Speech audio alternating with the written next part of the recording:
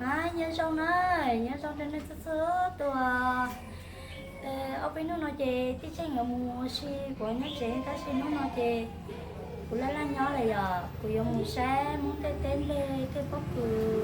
cái bữa cái này nó cũng mua xe này nó có tỏ tỏ chị cái trong dễ trong chua trong cả cái sợi đàn nó của cái mua xe cái đó cái cũng của kia phụ cho nhẹ đi đi cái một cái hả mấy chồng của cả một sai của cha nó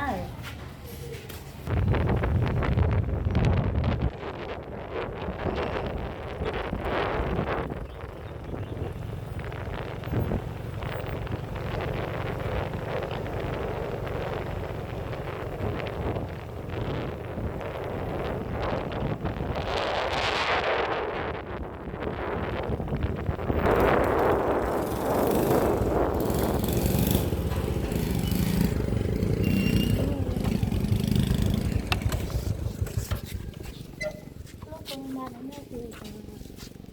cái gì tao cứ xong một quay lên tụi nó thời gian này mấy xe tôi hả cái này là cực tài nhớ đâu nó cái dùng một xe cái bắt tụi nó đã biết sao nó chơi Thế cô đẩy cô cho mà 20 ạ, xe 20. tại đây là mấy mấy xe nữa Bây giờ đi nhá. chụp khai Ở trên cái này. để em đi coi thôi đi xe xe được chụp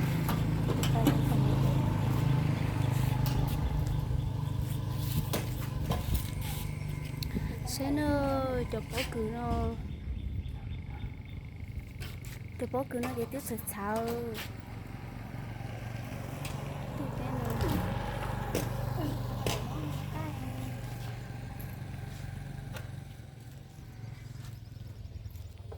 cho tụi nó nha. Ê bé dùng mô tô tư không? Một phút tội muốn đá hả? lùng lẫn này cái một con cái một lo lùng cái sao Mua liền chơi xem một. Ê tới kệ nó mua cho chị xong bé một xong rồi lúc tiêu bó xe.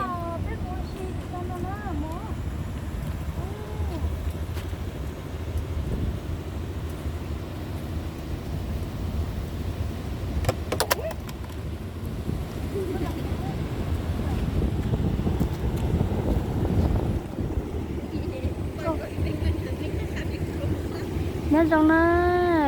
nhớ trong chỗ có như sơ tuổi để nói chơi dây lúc trong phó dê nè chơi là muốn cho nó tua cho lỗ chỗ phó dê lại cho một xe trẻ thế nên là sai nó lại tua tao lúc phó dê nó lại nó chơi chơi tiếng nên cái lúc tao chỗ phó dê nó cho lỗ trẻ mà cho nên một sao lại giờ té này cái này cái một sao giờ té nên sao mấy lúc cho phụ lon nào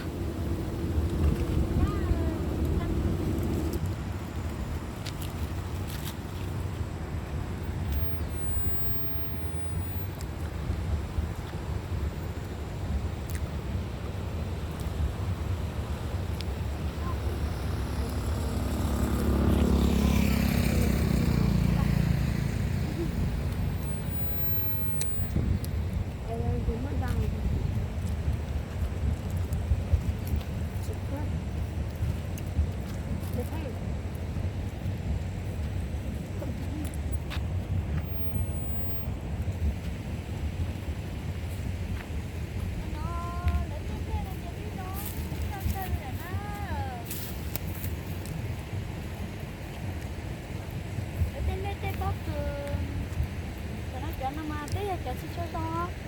mua cho nó mà hết thì không có sao bé một cái để mua cho đó mua cái này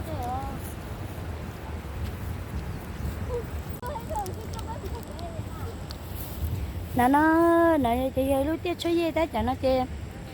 nhà lá chín thua chị nếu mua pan cho công nếu mà đã có không có cái nó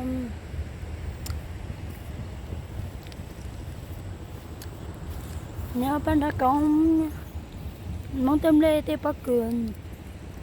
của cho nên muốn sai là cho con đông thế ít thôi của mà cho nên muốn sai cái này sẽ cho bao giờ nó là tao giống cái cờ muốn đỡ cho sát to nè cái là một tê tê em lấy bắc cường giống cái cờ liền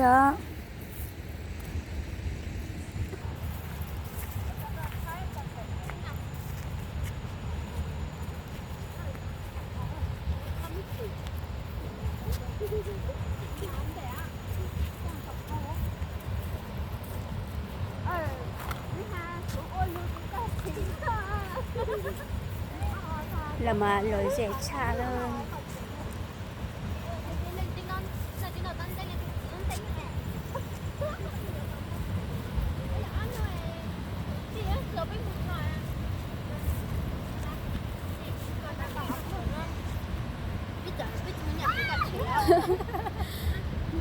ôi thì mà lời dễ tí tia đi nữa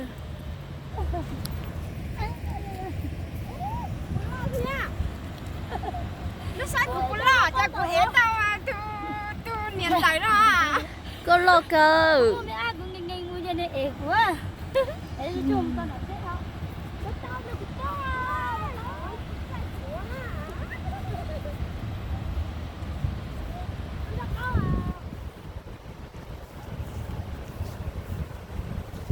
cái mùng nó sợ chỉ có rau nó có tê theo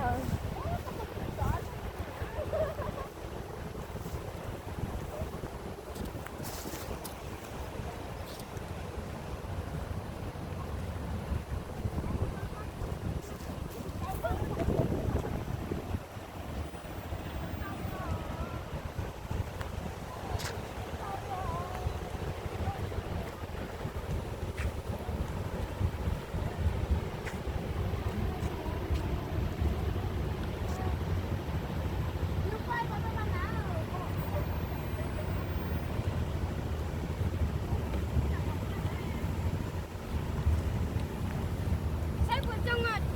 số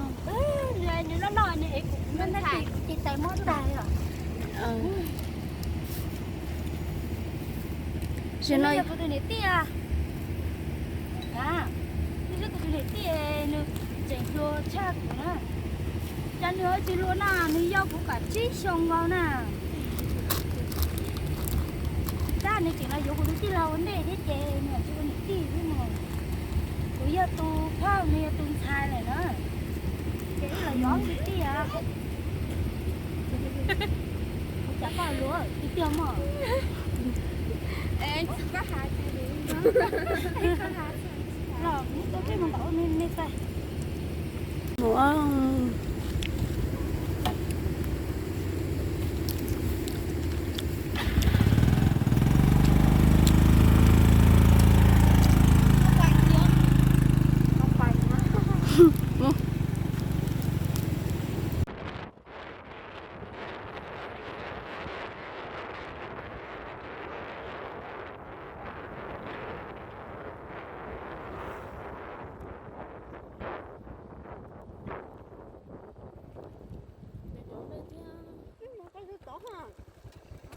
cái mà có tao biết đâu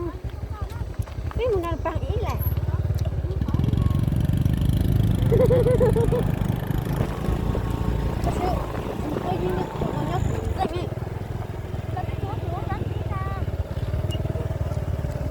nhớ rồi nó bây giờ giờ chơi bây giờ sẽ lấy tê bắc cửa nó nà lấy tê bắc cửa nó nữa không đâu cơ liều nó đâu tú thì thế u chơi bỏ lên nhiều bắc cửa thế thì giờ tem liều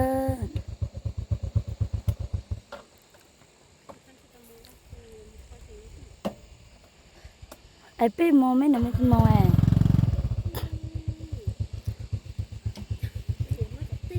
hả tí nè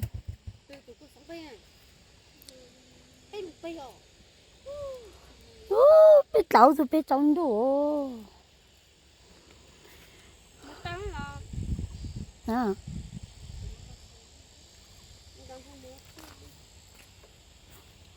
đi xe nó tôi trong học về trong cái cơ này nó chơi thì giờ biết chơi chơi phim cam nó nói nhưng thì sao bỏ chỉ tua bé một sai lên nó xứ bé thay lên nó xứ chỉ cho rong gò cứ bỏ thì tiêm mà rong gò hành đi nữa khó cho bé tuổi là tôi dễ chỉ do lúc trong đấy nữa lúc trong để chỉ do khó cho là tôi cho bó dễ ở bỏ tay cũng mất chỗ đó nên sai này à để nó chơi là tiệp phèn cá nó chơi cho này nó lớn nhá là chơi tiệp phiên càn nó xã phiên càn nó này để nó thì tết chơi này tém lên tết bó cười để bé nó chơi tém lên tết bó cười lo cơ lên bó cười rong gao cơ đi là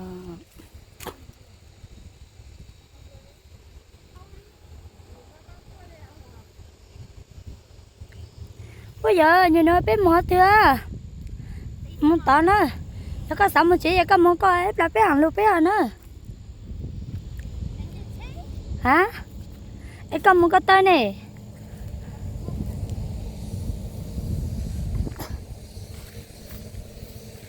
năm mươi giờ được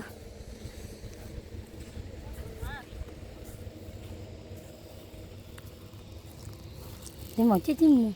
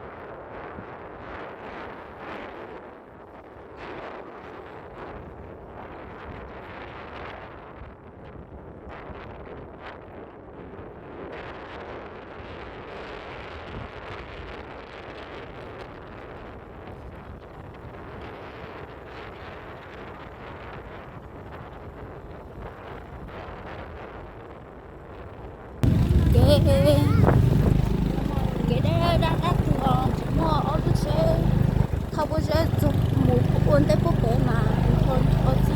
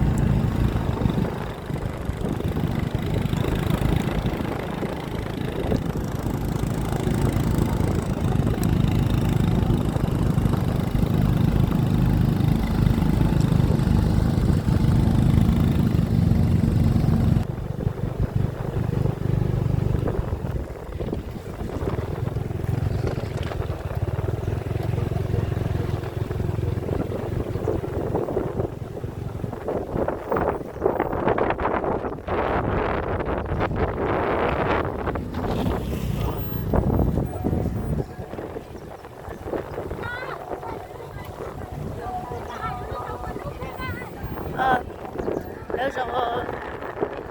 hả phim phụ đó phim phụ bếp lúc là nó chỉ bếp món đi vậy phim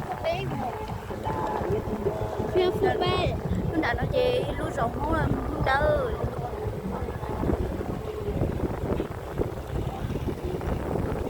cho kẻ nó chỉ một đã chung thôi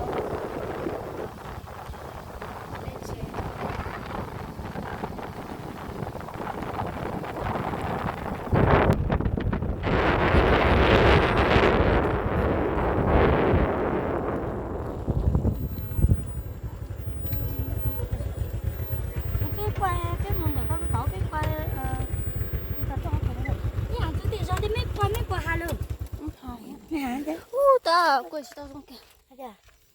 em nó phình cái chả chả bây giờ để mắm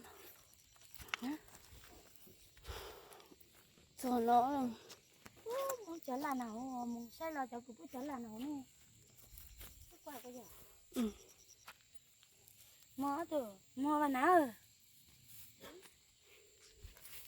cái gì này cả nhưng rồi nó biết trước sau đó nó là nó chơi chiều một trò cá trò tò một trò tò cá vô tò san la lại su nên sẽ nó cho nó cho mới cho tao cũng về thia cũng như thia mua thì lưu rồi nhá tôi chỉ ở xã sẽ họ ở xã thì sẽ cơ họ tôi chỉ bu ở xã thì sẽ họ cho rồi thì mua nhớ đầu tí họ hạ ưu tê nữa sẽ mua anh chỉ cho liệt thì họ anh chỉ cho liệt thì họ mua tên liệt thì mua ít xe thì là chỉ cho mua ít xe thì tí sợ là mua ít xe thì lại tí lại ta lại theo nhớ xong mi sơi bố xong cả có tôi tận nào có bà tao cho mày nói ra đi bé sao nó là ô cho cụ nhân này nó cũng có tôi ra chứ có tôi bé sao là nên thì cho nên tôi à ít giờ chị mua xì họ ít giờ chị yên bé tôi thanh cao nên sợ tao trong họ bèo là tôi lấy cái tôi in ra chỉ là tôi lấy ta in ra sẽ liền cái này cái gì giờ phong dư số tụi nó nên sẽ tê trống tê mà nó rong cao thea cho nó dây cho tao bún nhau nó lại cho tao nó là bún nhau nó còn rồi vô bắt cứ thea tí là một cái lúc bà gì anh đò hai nhớ xong rồi nè tí nhớ rồi à nó bé tôi xí mà bố là gì đó cả là gì cơ bây giờ có tên này nó có bộ tên nó ra có tí nhớ này nó tôi blau sao bây giờ tí cha nó đó chỉ biết của chị tao gì lên nè nè tí tao bao giờ của nè của tôi ở rồi nó xin này chị nó nói nè tí thế giỏ từng thằng này cho tôi nữa một trò sát thì nè thì giờ sát đã cá đọt bé là nó rồi nói tí các bộ xã hội bé là lúa cho họ nó cứ chỉ bắt hại hai bé là lúa cỡ nhớ rong mà cái con đập bé muốn siêu bộ là gì nè bắt hại tí các bộ chơi thêm mấy nhỏ là xin lỗi ha để con xả lúa luôn à khi có những nhà mà sao thì xả luôn mà có tủ là chả tủ chỉ khi những nhà phải xả lúa nữa tụi mình nhớ ít tụi tuần sai là tuần sai đó gì ý tụi tôi ý tuần sai là tụi tôi là lo nó có dấu xe nè cái dấu của bé chồng ta có chuyện lâu của nhà tia có chuyện trong cái cười nữa ta cái dấu tuần gì thế ta cái dấu tuần gì thế bé chồng gì chứ ý giờ là tôi chỉ tao lâu thể cho dấu tuần gì thế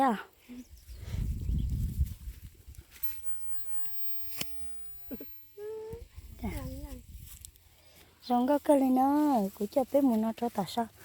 sao nó này tí nên sẽ tiếc của bọn nó mà rồi rong cái cười này nó tiếc của bọn nó mà từ lấy tí cho ít xính hơn rồi chị tôi xin lại nó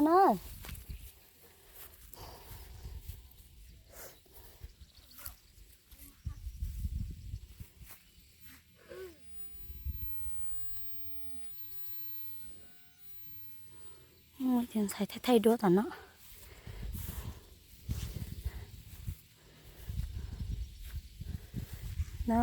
này sẽ thay luôn rồi nó chê muốn tìm lấy tay bóc cười chê tôi lo ta liền em mình chỉ bây giờ muốn nó cho tí nó bây một xe lại cho gió gió gió có cho tí vào thế là tết trong dễ trong chuột nè cái xe bây tụi tí sống từng xài mà này tất xong mà giống cái này ta hạt thay đua thì thay đua thế này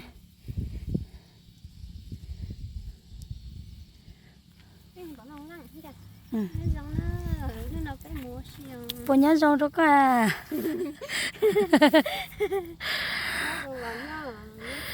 nhớ giống là giờ giống nhớ nữa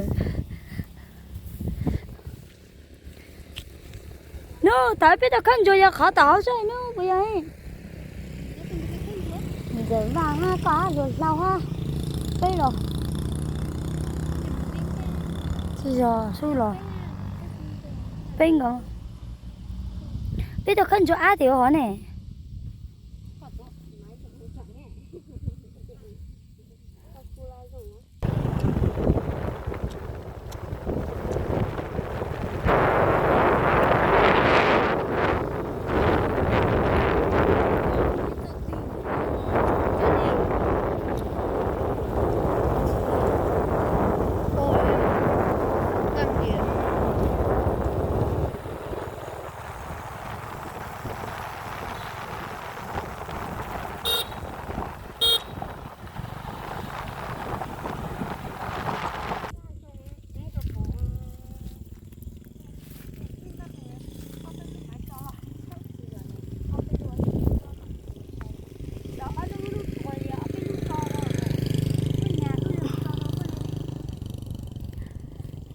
lời chị tôi hiểu nhu để nó mỗi nhu tôi khi cho nó nhu nó rõ chị mỗi hơi lửa xưa mỗi ra mình nhớ chơi cho mình nhớ sao mày nó chơi bỏ tôi nó chơi là chơi ô nè cho tôi ninh để tôi cú nữa chơi bỏ chơi nhu là chơi ninh tôi cú nữa thật luôn thật nữa đâu nói cho này cho tí cho phương cho gì số từ giờ nó chơi này tí sai không mỏ tôi cho này tí từ gì nó chơi của cha phải này tí trên đó của tôi xin á chơi này tí trên tí cho tổ lấy lúa giò hay là giò nồng lan này thì vậy lúa giò muốn đá à lúa giò nồng lan vậy lúa giò muốn đá lúa giò bà hành như vậy lúa giò muốn đu nó ta chỉ bây giờ một chỉ Ui, ít là thích hả con? chơi bây giờ này là sai là cái lệ té sai là cái nhu cái từ cái nền cái này nè thế chỉ biết là biết bỏ từ nhu xưa chụp bỏ từ đấy chụp bỏ nền đi à sao mày nói chơi lừa té là cho ta thế chơi ô chỉ cho tao nói chơi là mua nhu từ mua ta in đó chơi là lỡ lừa té in đó chơi là mua rồi kiểu mua rồi ta đây là cha ông ấy chơi nó nữa nên đó uống một sai tao trong hộp về tao tí chơi uống sai nó là chụp mình chỉ cũng chỉ tao chơi cần tí cho các em của nó Ôi, đi làm mà. sao này tí lắc cơ của mẹ mẹ vậy này tí em tao của on lên nè được nó muốn tiêu bất cứ khi mà muốn tiêu bất cứ cái nó cho nó về vô muốn tiêu bất cứ nó tao ở trong nó chè cái nó lý nó là sữa tôi chỉ dùng kia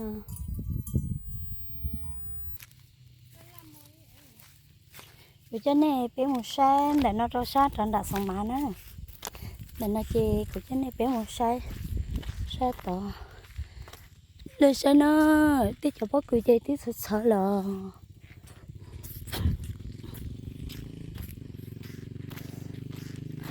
cái gì biết tôi nó cha biết chim bỏ mũi để tê đi lấy giờ khó chi lấy giờ biết bỏ tê từ nhà chế tôi chớ không gọi biết cả húi răng cả bên lòng này nè nó sẽ tối xuống nó chê cả một bó củi nó cơn gọi đi thế tê chỉ bó củi tê chỉ chua rong này nó sẽ cho kẻ một thế cho kẻ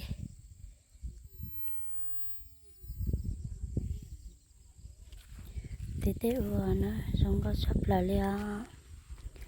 ô chó chua nó bé hôm lông chua nó nè chó nó bé hôm lông chua nó chê can chứ cá mỏng nó hay lẹ bên một sai sát tận nó sai bố mấy giờ nó chưa giống câu cho biết sai nữa anh chỉ mua này thì phải cho biết thật là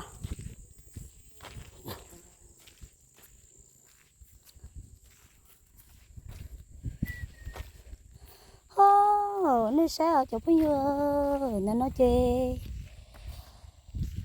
sao nó chê bỏ lo cho bố đã để làm mùa đã bị lúc ta la lo đi nữa nên sai ở nó trong đá ôi chị nhiều đã lấy lúa hiện sống mà nó không có chấp lên là nó muốn đánh lên cho sáng nào bỏ tê rồi đó bé vợ bỏ tê cho kệ xuống con dê một cho bé tê to xé tê ít khó khó lên là cái nó có giờ khó xé cái đi thế nào nó mong mấy để tem đi trong cái cơn đấy thì thầu bé sọt sọt nhẹ chê bé ta tua tê nó bé tua lấy ra nữa mỗi giờ chê cụ chỉ hào giang chê cụ chỉ tua lấy ra cho tí nè để tê đi tía thì sau cũng một trò đó nên sao nè thì lúc cá chua cũng nhân rồi ý nó cụ chỉ một số xe nhỏ chê cũng nhân rồi cũng một số tên nó cũng bỏ cũng bao tên giờ mỗi giờ cụ chỉ tua ra cụ chỉ kia tua ra cho tí để tê ở lúc cá chua tí chê cụ mình nhận xài ý là lấy bé chỉ mua mình nhận tu chê cụ yêu tu lo chê cụ nhân gió cụ chỉ chê cụ chỉ tua ra tí chê cụ chỉ tua lần ta lấy để tê thì sau lấy cả mua ôm lệ đó nó chị cụ chỉ theo tua ô rồi thì lấy thấy luôn mình nhớ chế thằng đã biết tua rồi mà nhớ đâu thì nhớ cho học can để ở trong có ít từ ở từ này chỉ mong nó đâu nữa nè nếu giờ lúc mình nhớ chế nhớ cho khỏi từ nó chị cụ chỉ dễ một tê sầu lúc khác chùa nó đã tan tròn để khỏi cái nó cho sầu tới sẽ chọn tôi lập bự khỏi nó thì của tôi nó của gì của nhau của gì bé tôi chế thì của gì lần tao là đặt té ô thì của gì chỉ cả một chế thì của chỉ cả một của nó của gì ô của gì khó rồi nữa có ta thì của po sấy của chị một thế thì của po thế của gì thế bé thế tàu bé nu ta muốn để tên để chế mà cho của gì chế nó tới chị của tôi sẽ chấp lại thì của lại giờ tao của tôi gì tao ý xong số chị của chị tao cho bé chê thì tao nó lưới xong nó là giờ với dư chị của chúng sẽ chấp lại thì nó của trò cá tao sao thế cho nó chị ô tô của mình gì nhanh cho của chị thì của chị gây lúc thiên chị lo chấp lại cho của nhớ trò của lúc này của chị tao sẽ thì chứ mà tôi là của chị lúc của cái này nữa chị em đây cho nó giọt cái cô cho tôi nó xa này cho nó giọt cái xong nó chị lại thì giọt cái nó to to cây nó chị cho muốn nhớ cho xa nó lại của cơ nữa lại của cái đầu cơ lại theo xong nó lại thì tới giờ xa để bên nó chị cái ở tông đi ra nó nè nó sẽ tròn đã đã chị mới hiểu đã bé lúc ta là lò bé lúc hiện số mai bé mù bé hai tiếng giờ mù giờ bé trong là thì nó nè nó sẽ lúc lo cơ trong đã nó chị tuần này nó bỏ chị cho nó gạo ta sẽ tin nó mua sẽ hở nó chị cô yêu cho nên được cũng một sai cho bố bé lúc trống sẽ cho cậu bỏ tan thôi tụi đây làm một lo nữa từ lo nhảy ở chỗ giò nhớ cho san đó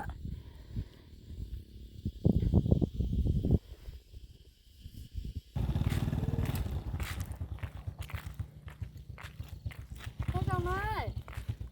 cái con mà chơi bên thằng thầy đê bên một thằng đê xe bên của tao đê hào á cái đê chơi nó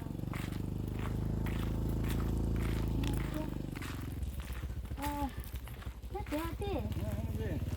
gì cái mùa xuân nó ta thì để cho cô trả với cháu cái khai hàng nè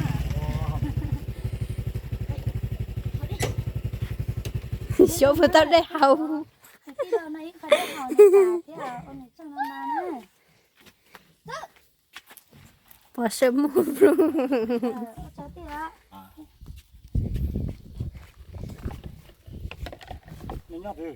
bây giờ tao thiên càng tao sợ thế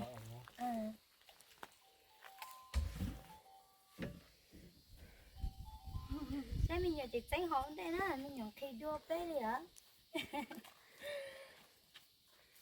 nhớ rong ở đây nè dạ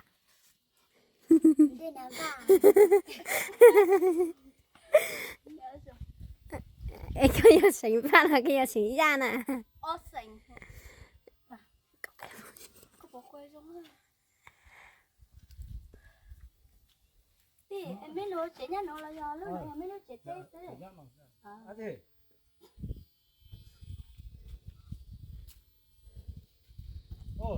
xong nói bé thật có đây hỏi thì bé mà đi chân đi một sáng gì à là lo tao tin lúc chuyện rồi đó còn nhá này tin được chuyện nó cho nên cho kế chuyện thì để chuyện là thở để hỏi chứ à bé còn có một chuyện gì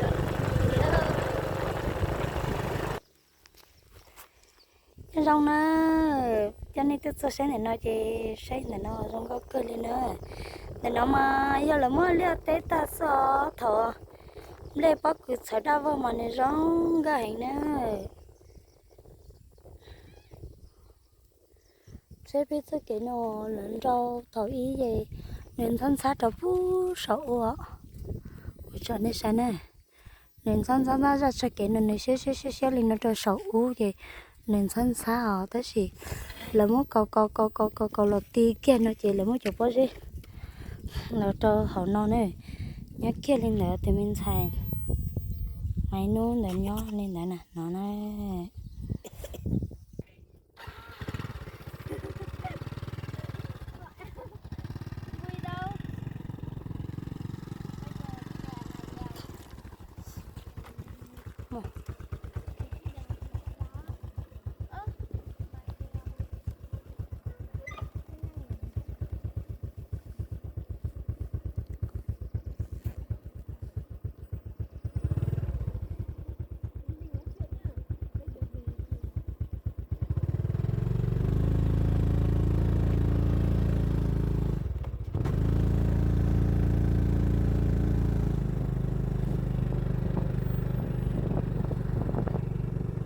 nó muốn tới đến để bỏ cừ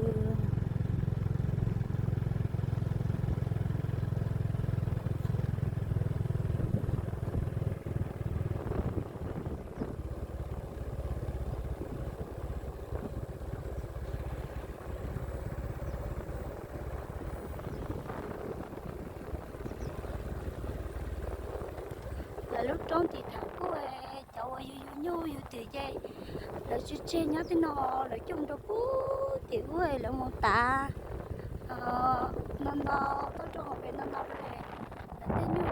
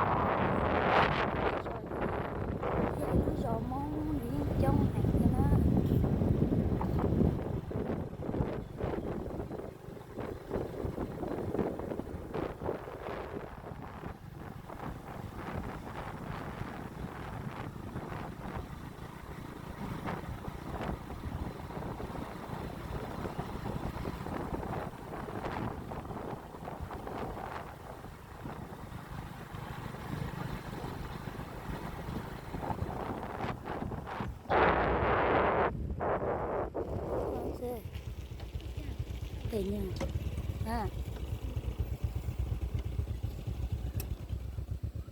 ô lấy cho tới chụp băng không có cơ liền cho nó lấy cho mất thì mình nhớ chế đúng rồi còn tiếp bên kia nữa chuyện gì à chú tay vô nha ôi trời không biết đây là 2 kg của em nó là mất thì lúc chế hay mà mình không có cơ nhớ làm tiền là nó vô nè thử đi ăn đi nó nhà này tôi cho một cho còn chú tay vô trò đây là bạn đâu có nói gì xí lông vam lông vàng nó này lu số thì ta lông lông vam nhà chị chứ là năm thơ thì chị bùi tình là ta quên nhà của chị bùi nhà lông vàng hay là lông ba nãy giờ lấy lúc chế ở này tôi nhớ ra họ là mông xí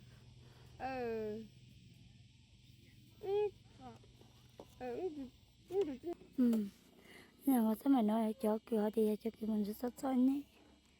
nhà ngờ có chút tốt nhé có nhiều khoa tài chế thì là giờ ở chờ có chút tốt nhé